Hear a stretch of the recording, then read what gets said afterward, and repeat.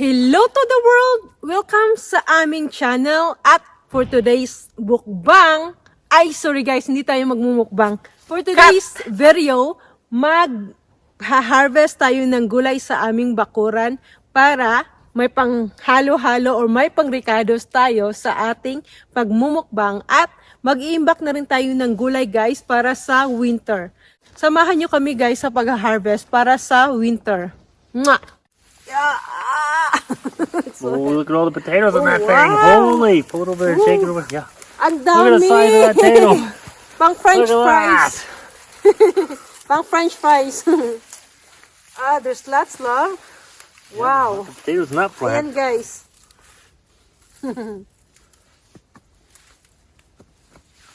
Dami. Ang Ooh, daming yeah, grasya. And there's more in here growing, love. Look. Maybe next year this will gonna grow, hey? No, well maybe. Yeah, but we don't want them to grow. We'll plant the ones we want. Yeah. Ayan. Look at that. Holy, that plant has a ton of potatoes. Holy. There's another one. There's another one. Watch your fingers. That's awesome. Oh. Oh, you break it. Pull hard. Keep it separate, keep it separate. Napala. Yan. Kasi kakainin namin yan ng early, guys. Yan. Ooh. Oh, wow. That's a good plant full there, that one. Yeah. Daming patatas. Oh, wow. On a baked potato. Okay, come toward the plant more. Come toward the plant more. Ang hirap Right magpala. In here. Dig in toward the plant there a little bit. So you get underneath underneath the plant. Ayan, guys. Pala-pala and exercise is life, guys. Ayan. Did you get that? Ow! Ito na yung exercise namin, guys. Ang hirap. Ayan. Ang tigas kasi, guys, ng lupa. Ayan. Nahulog na ang aking flower. Dito ko muna ilagay ang flower ni Mayora. Ayan. Digging too deep. Ha? Once you hit that hard clay, you gotta. Okay. More Oh, potatoes there. See? in here. Dapat palahin pala yan lahat, guys, kasi may mga patatas pa sa mga kahit saan ba. So you need to pala-pala around it. Ayan. Do you think there's more in there? I don't know. We dig right here just to make sure. We can dig these at the same time. Ayan. I think we got them. Exercise, guys. What kind of potato plant is this? Weed. It's a weed. Last one, guys. Si Daryl na papapalahin ko after. Here, love. Here. Yep. Okay.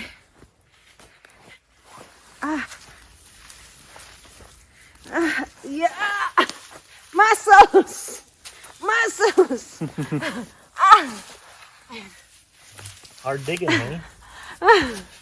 Yeah. Yep.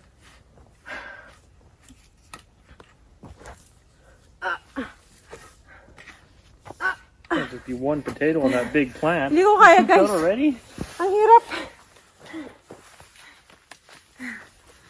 Meron. I like the bunk. Meron It na. loosens everything up. May Dig out mga the weeds nakatago while we're pa at it kasi, too, guys. Mga dito, kahit saan sila nagsasanga-sanga kasi. Wow! Eh? Yan ang pang French fries talaga. Ang laki. You wanna miss a big potato like that? Nope. Napagod ako magpala-pala, guys. Yeah, these red ones don't produce as many potatoes, but they're nice, good size ones. Yup. Pero mas masarap yung pulang patatas kaysa sa puti. Yan. There's another big one. Look at that. Ayan, guys, ang laki. Where, love? Oh, wow! Ayan, guys, ang laki ng mga patatas dito. As in. Ito mga malalaking patatas, guys. Pang French fries to. Kaya, kahit winter, guys, magsistay to sa cold room or sa garahe namin kasi malamig.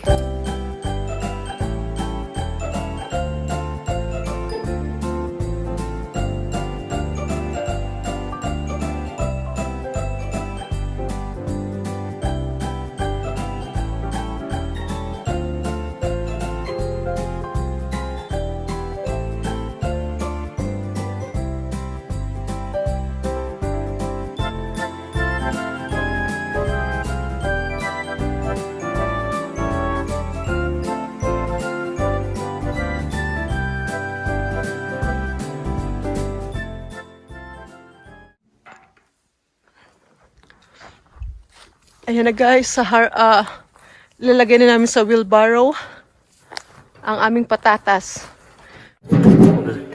Compost them or something. Ooh, there's spider. So, isi-separate namin yung mga malalaki guys sa mga maliliit. There. Here, it's easier. Okay, come on.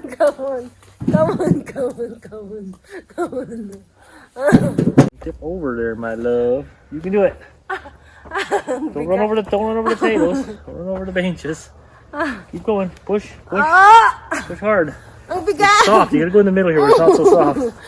Maybe help me. There. Go. Don't stop. Don't stop. Keep going while it's rolling. Don't stop when it's rolling. Ito na yung exercise namin guys sa pagbumukbang. Exercise. Oh, dito pala. Don't dump them out like a whole big huge heap. We'll take them out nicely. Guys, dito namin ilalagay guys para matuyo. At hindi namin muna siya huhugasan so that to preserve until winter, until next year sa summer.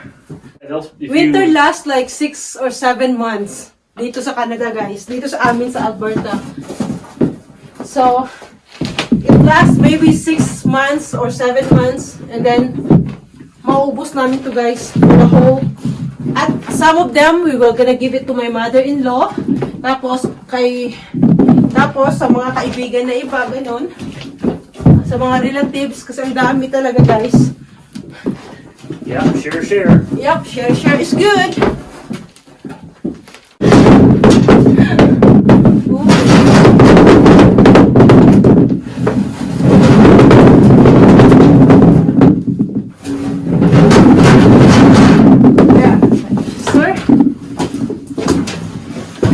We need to separate them.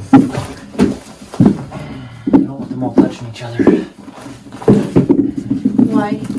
Because you want the moisture to get away from them. You want them to dry up really good. You want the skins to dry good, so you don't want them touching each other too badly. We can help it. As long as they got some air movement around them, that's what we want. We don't want them all. Let's harvest onions.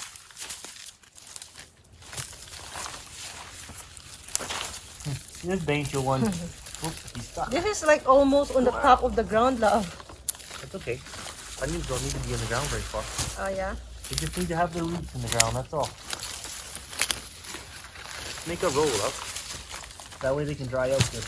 Oh. We'll leave them sitting here till tonight.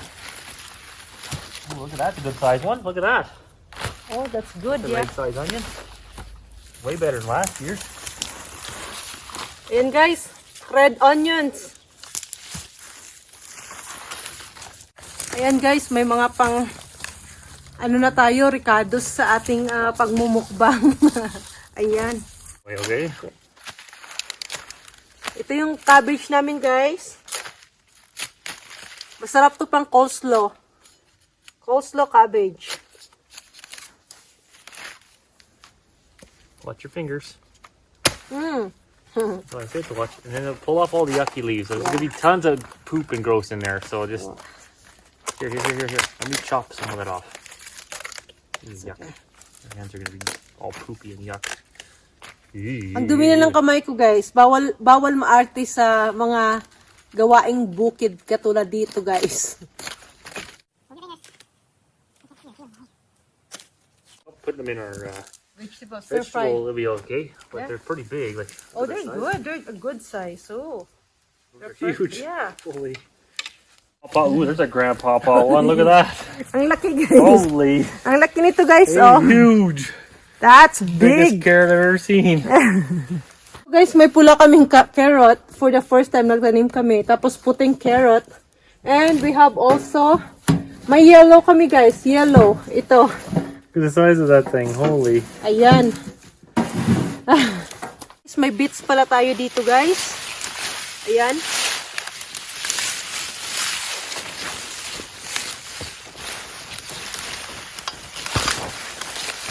Ayan. Very nutritious talaga siya. It's very good for you. So, next time na namin to ha-harvestin guys, madami pa. Kasi may pupunta kami ng Red Deer kasi mag-shopping kami ng mga pagkain para sa mukbang natin for tomorrow. So yung pala guys, may ano rin tayo, may tinanim pala si Daryl dito for the first time na mga mais. Kaso lang pa fall na malamig na dito, lumalamig na kunti dito. Hindi ko alam kung lalaki pa to guys. Ang dumi ng kamay ko guys. Hindi ko alam kung lalaki pa yan, pero hopefully may 1 month pa sana kami na iinit. Kaso, fall na eh. Ayan, malapit na ang winter. Ayan guys, malaki. Malaki na siya. Kaya maganda talaga ang may mga tanim-tanim sa bakuran guys. Kasi, isa lang na seed ang itatanim mo. Bumubunga talaga siya ng marami. Katulad nito. Ito ang zucchini guys. Isang tanim lang guys, pero parang isang pamilya talaga ang makakain ito kasi always talaga siya bumubunga. Ayan, masarap yung zucchini. Ilagay sa itlog at prituhin with harina. May kalabasa din pala tayo dito guys. Kalabasa talaga to ng Pilipinas guys, ito. Hinintay ko pa na sana mag-iinit pa this summer na sana hindi pa lumamig masyado ba kasi today guys, yung weather is makulimlim. Look at the weather. Look at the weather. Hindi pala makikita. Nafe-feel pala ang weather. So, ayan guys. Meron pang isang kalabasa tayo. Pero siguro guys, harvestin ko yan soon. Kahit hindi pa siya hinog na hinog. Pwede naman siyang i-bake at kainin guys. Sayang kasi guys. Yung mga kale ko guys. Ayan minsan wala akong pangsahog na kangkong sa sinigang ko. Masustansya talaga tong kale. Ito ang kinakain ko. Hinahalo ko pala sa sinigang namin ni Daryl. Kale. Ang sarap niya guys. At ito naman yung mga green peas dito guys. Ayan yung mga bunga-bunga niya. Babalatan ko to siya tapos i-freezer ko yung loob niya para magamit ko sa mga karni-karni ko, ganun. Or pwede naman siyang kainin na hilaw. Guys! Lumalamig-lamig na din dito guys. Sinisipon-sipon na ako kasi lalamig na talaga. So guys, si Daryl, tatalian niya lang yan guys. Ayan. Tinatalian niya lang yung onions. Tapos, so, we're gonna say bye. Babe? We're gonna say bye guys. Magpapaalam na kami kasi, Tying up onions, getting them dried out. yep. Kasi yung cellphone ko guys, no battery na. Kaya, bye-bye guys. Bye. Ayan pala yung mga na-harvest namin. At of course, maganda talaga pag may tinanim ka kasi may aanihin ka talaga. Mapakrisis man o hindi. So guys, love you all. Bye-bye. Madumi ang kamay ko. Thank you for watching.